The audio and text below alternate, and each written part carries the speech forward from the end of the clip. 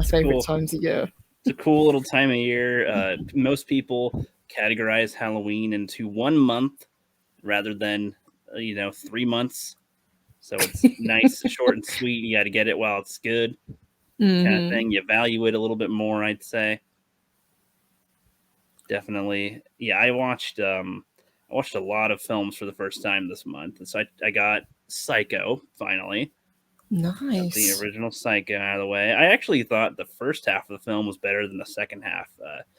After the detective talks to Bates, after that point, I was like, yeah, I kind of want it to wrap up now. Like, I feel like I got the best scenes out of the film at that point, and I already know the twist, so I was kind of, just waiting for them to realize or whatever. So, first half was better in my opinion, but and then I saw Old. You see that one?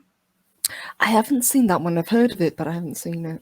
Yeah, it's a Shyamalan one, so it's very, you go into it knowing his reputation of he makes good films and horrible films. So, which is this going to be? He's a risky filmmaker.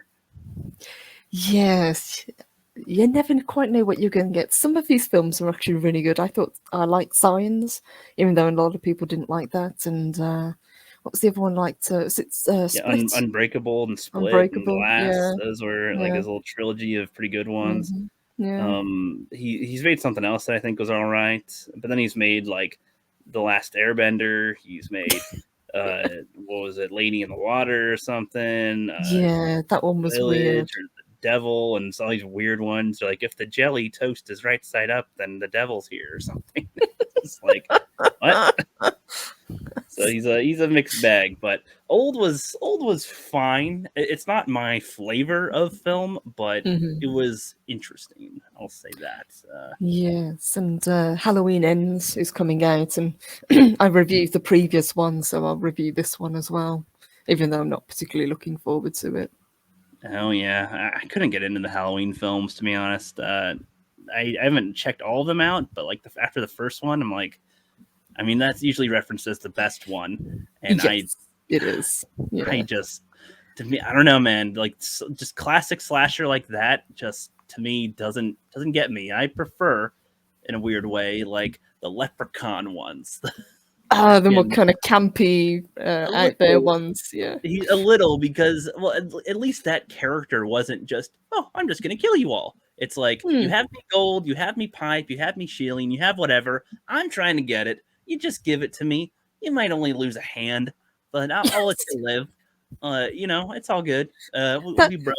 But like, with the other serial killers, they're just kind of like, I'm immortal and I'm going to kill you.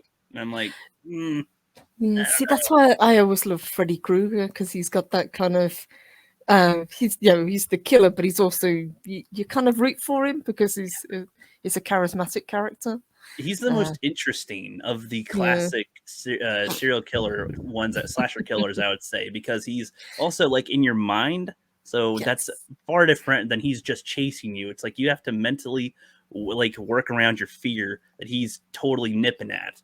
And like, I feel like that's a better concept than the guy in the mask is slowly walking toward you with a knife. And he's going to kill you. And we can't kill him. I'm like, I just can't be entertained by this necessarily. Yes, and with Freddy, the whole thing is you have to sleep at some point. You can't physically you can't not avoid sleep. him forever. You must sleep. You can't just not sleep. That is a necessity. So sooner or later, do you want to face him while you're ready or while you're totally not ready for it? You can't even tell reality from fiction at that point. That's a good point.